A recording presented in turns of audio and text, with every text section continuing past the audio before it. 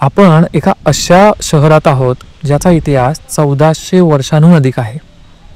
कर्नाटकातील हे एकमेव मंदिर आहे जिथे भगवान शिव आणि देवी पार्वतीची मूर्ती नंदीवर स्वार आहे। मला असं वाटतं इथे कुठेतरी गाडी लावावी लागेल कदाचित।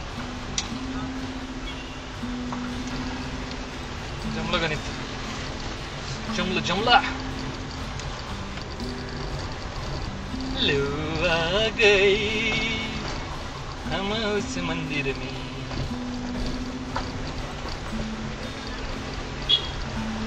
शावली में लगाएंगे, शावली में हम ही। अरे अरे बंद केलं का काय?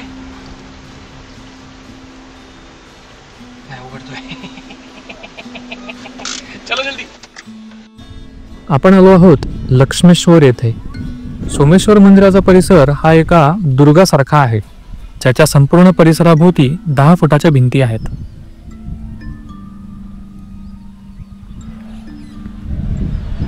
इथे पुष्कळ मंदिरांचा समूह आहे, ज्यांना बऱ्यापैकी रिस्टोर करण्यात आलेला आहे।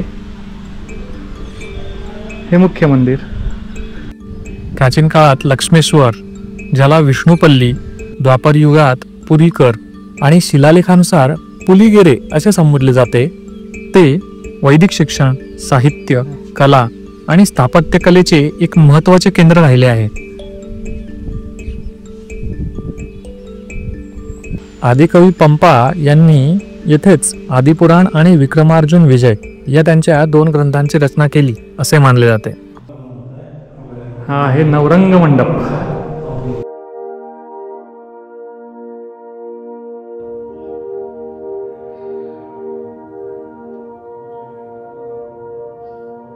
ही नक्षी बघा, या मूर्तीची इतकं फाईन आहे, आतमध्ये बोट जात आहेत माझी। अरे बाप रे,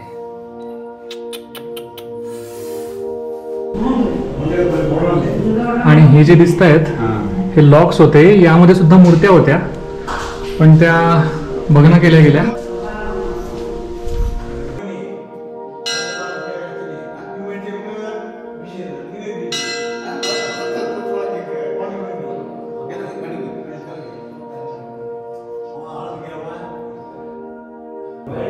दगडामध्ये खिडकी बघा कशी कोरली।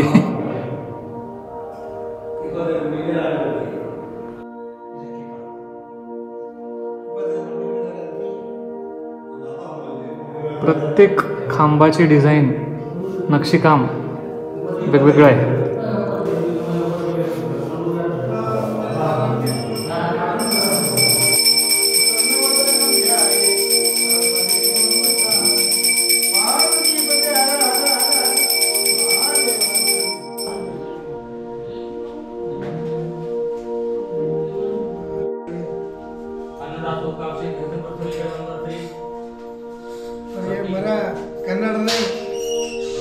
पीछे पार्वती मिरर से देखो जी, मिरर से पीछे मिरर। हाँ मिरर है वहाँ। बाइक में पीछे पत्नी है, आगे का पीछे पिछला वर्ष के नंदी शिवा पार्वती संचार। हाँ घूमने निकले। अच्छा अच्छा अच्छा। वृषभारूढ़ मूर्ति जर जूम करो।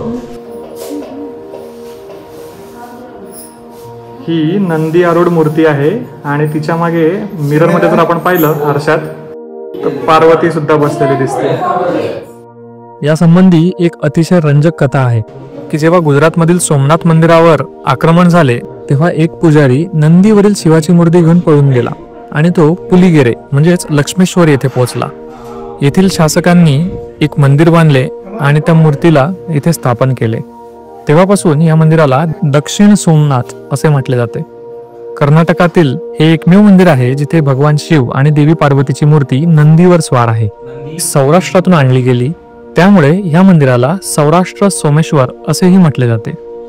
टेम्पल में एक ही खंबा में अपोजिट साइड देखो, हाथ ऊपर नीचे एक खंभ में।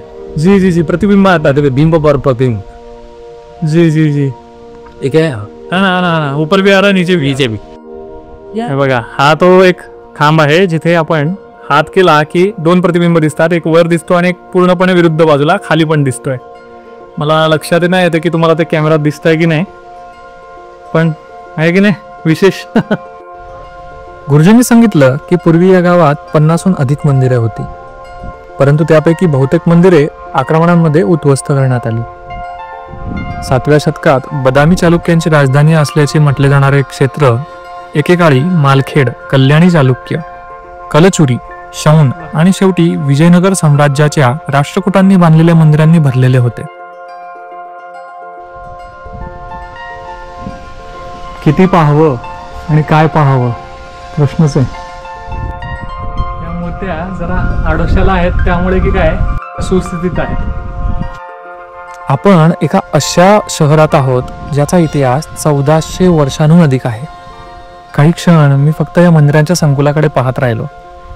कल्पना करा की आजूबाजूला असंख्य गुरुजन आणि विद्यार्थ्यांची उपस्थिती आहे. धार्मिक जप सुरू आहे. घंटानाद आणि शंखध्वनींनी परिसर गजबजून गेलेला आहे. क्षणभरासाठी माझ्या अंगावर काटा आला. किती सुंदर असेल त्या काळात हे ठिकाण.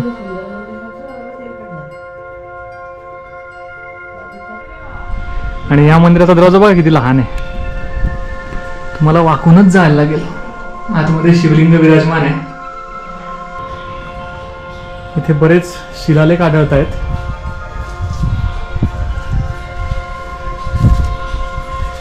आणि काही काही तर फारच विशाल आहेत. आणि ही प्रतिमा आपण अजून कुठे बघितली आठवतं का? आत्ता खिद्रापूरला आपण जेव्हा गेलो होतो तेव्हा शिवशंकराचे उपासक सूर्य आणि चंद्र असेपर्यंत आमचं राज्य राहणार आहे. आमच्या राज्यामध्ये गाईचं दूध वासरू पित आहे, म्हणजे सुखसमृद्धी नांदतीये. आणि तलवारही दाखवली आहे सोबत, की जर तुम्ही वाकडी नजर टाकाल तर मग काही खरं नाही तुमचं.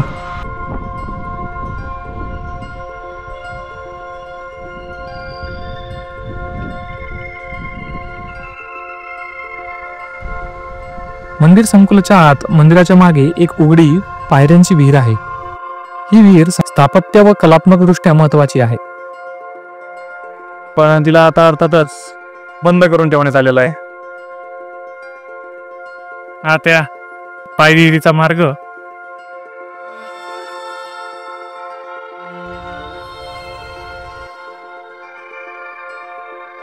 हे काही बघणं झालेले अवशेष तरी सुंदरच आहेत.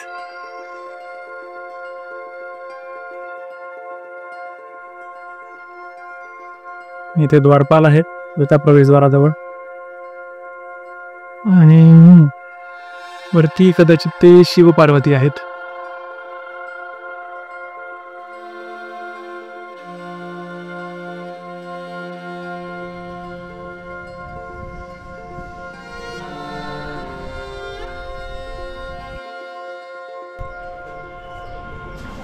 पापनाशिनी द्वार.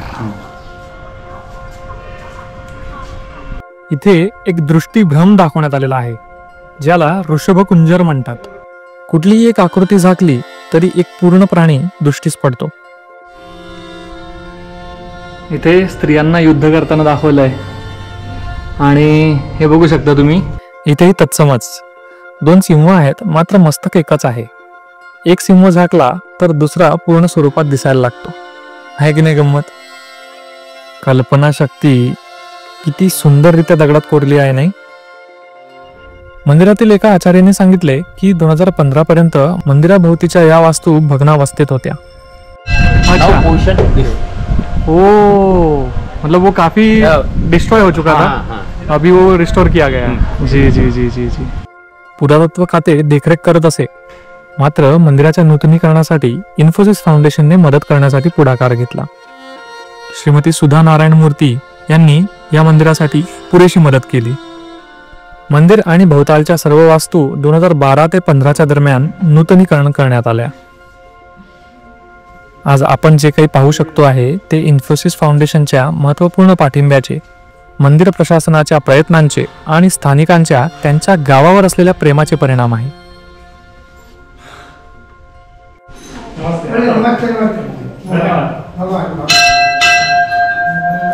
गुरुजींचा निरोप घेऊन आम्ही लक्ष्मेश्वर मधल्या दुसऱ्या एका मंदिरात आलो.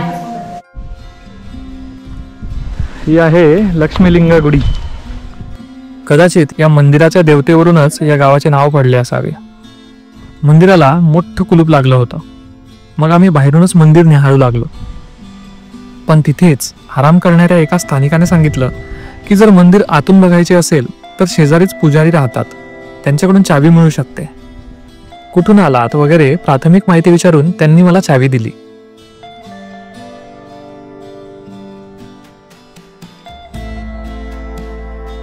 मंदिर तर फारच सुंदर आहे.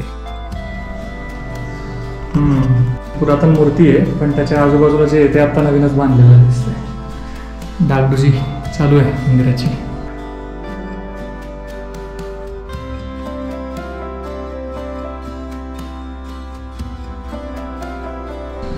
हे मुख्य प्रवेशद्वार आहे, पण तिथून आपण नाही येऊ शकलो.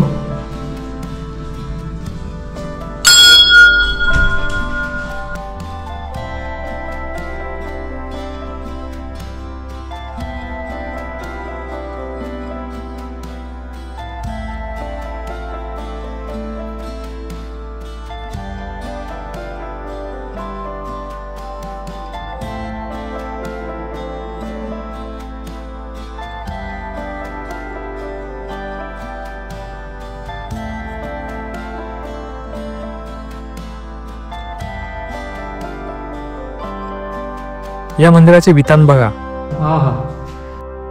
जरा बघणं झालंय, पण तरी सुंदरता राखून आहे.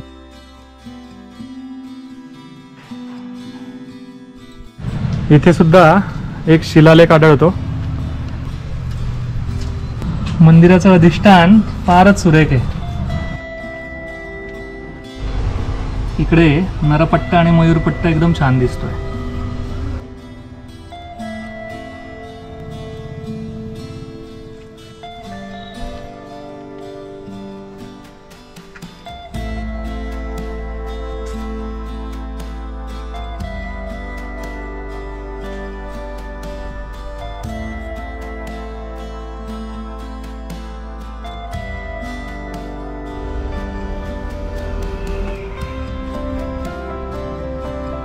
या मंदिराच्या बाजूला सुद्धा एक पायवीर आहे आणि अत्यंत बिकट परिस्थितीमध्ये.